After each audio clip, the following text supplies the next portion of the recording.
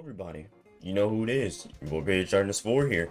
And I'm here for today. I'm gonna explain a video for today. And you wanna know what this is gonna be about? This will be talking about who I think the best speedster. Oh, I'm gonna explain who I think the worst the best speedster is for Pokemon. Because let me tell you something. We haven't gotten a fucking speedster in a goddamn time, a long fucking time. We've been trailing with the same four speedsters, four, and just nothing new. So since they're not going to be adding fucking speedsters for the time being, might as well rank the weakest to the strongest.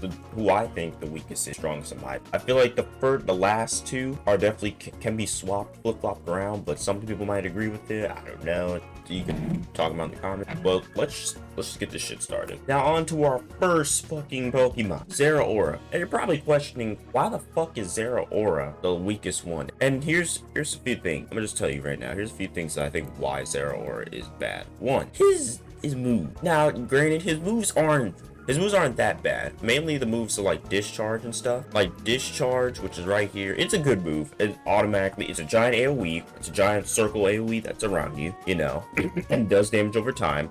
And it can combo well with moves like Spark. But just overall, he kind of went down, like in the bit, like during the meta. Because remember, Game 1, when it was only Zera Aura and Gengar. And I'll be getting to Gengar like later, but when those two were just the only speedsters. Oh no, it was Absol as well. I'll get to him too. When it was just those three speedsters, Zera Aura was pretty much, I would say he was on top and like better than the rest, just because of his ult. This shit right here, Plasma Gale. Holy fuck. Not only that it auto attacks, which the sure hit, but it also did over like 2k fucking damage, which popped a lot of squishies, and sometimes a tank, depending on what HP you're placed at. It was that stupid. It was that good until they saw him and they were like, all right, nerf him. And that's what they did. They nerfed him and toned his ass down, and now he's kind of good. He's good, but not like up there anymore. He's not like, oh, I'm gonna just use him in the super high level, because I don't really see him in the high level like that. I was like, he's just kind of there at this, but people still use him. He's not entirely bad. You can still solo queue with him. I forgot to tell y'all, you can. This is only my opinion, but you can still solo queue with any of these Pokemon and still get the Masters. It's okay, but I'm still talking about like higher level and stuff, and like who's been used the most. So that's gonna also like weigh in a lot of my opinion. So don't worry.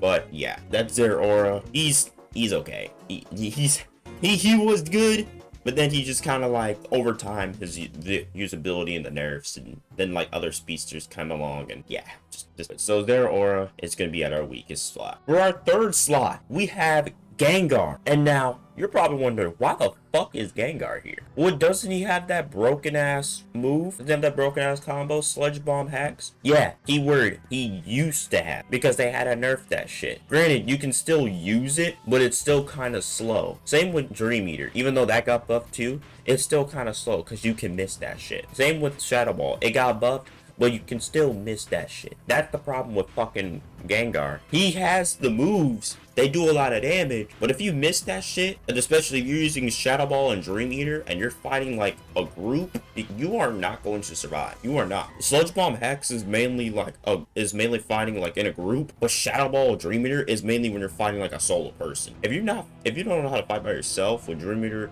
and Shadow Ball, you are pretty much done. And also the fact that he's just squishy. His ult, Phantom Ambush, it's good.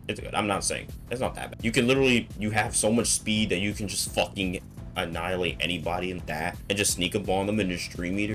It's a good one. I'm not saying it's the best ult, but it's a good ult for, like it says, sneaking and ambushing people. But yeah, just Gengar, I don't know. Like after him getting those nerfs, and then he got buffed with Dream Eater and Shadow Ball, people have kind of been like, is Gengar still good? Is he like mid, or is he just bad, or like where do we put him? Like I can't really say I put him at the low rank, like super low, because he's still good with those moves, but at the same time he doesn't really do well against like other fucking Pokemon in the high level, because there's just certain Pokemon that just fucking annihilate his shit. There's just certain Pokemon that just nullify all his shit. So it's like, I don't know, I really don't know where to put Gengar, but I'm just gonna put him third because yeah, there's only just 2 other fucking speedsters left, and you probably already know they're gonna fucking swat. You should. Up next, we have number 2, the fucking speedster that rose from the ashes like a fucking phoenix, Talonflame. Now look.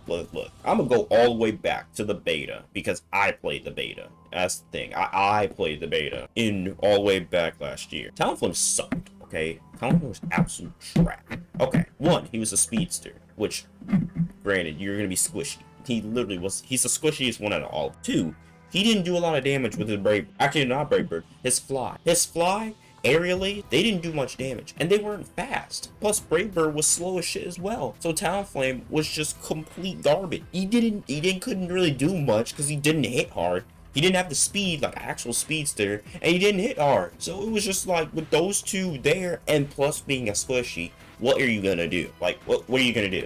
He just wasn't good at all. He was not good at all. But now, with the added buffs, Aerial Ace got buffed. I don't know why people would use Flame Charge. Don't even try it. Aerial Ace got buffed, which is perfect. Then there's 2 other moves which are fantastic now. Brave Bird hits hard, and Fly actually does fucking damage, and it's quick. That's the thing, they're both actually fast moves now. You can kill people a lot faster. A little bit too fast, I should say. Like, damn, he hits a little bit too hard. I think they kind of overdid it, but at least he's a usable fucking speedster now. That's the one I'm happy about. He's easy and he's really good. So yeah, that's Talonflame for you. There's nothing much for me to say. He was a weak ass speedster that finally got the buffs he needed to make him good, and now actually make him be used in the higher level too. So that's pretty much Talonflame. And the number 1 spot, I feel like this was super obvious to pretty much anybody who plays Unite, especially for like low. You'll find them in the low levels, you'll find them in the medium levels, and the high levels. Your favorite speedster, and the most broken one, I should say, Absol. Now, why is Absol so fucking stupid to fight against? And why does he hit hard? Why does he hit hard? I'll tell you why. There's one passive, Super Lock, increases the Pokemon's critical hit rate. That alone makes him stupid. And if you want to make him even dumber, put the Scopeland. There you go. If you want to even make it more stupid, put the Razor Claw. Put both of those items on him, increase his critical rate to ungodly fucking number, and you'll just wreck house. And also look at his basic attack. Becomes a boosted attack with a 3rd attack, dealing damage to the opposed Pokemon, decreasing their defense when it hits.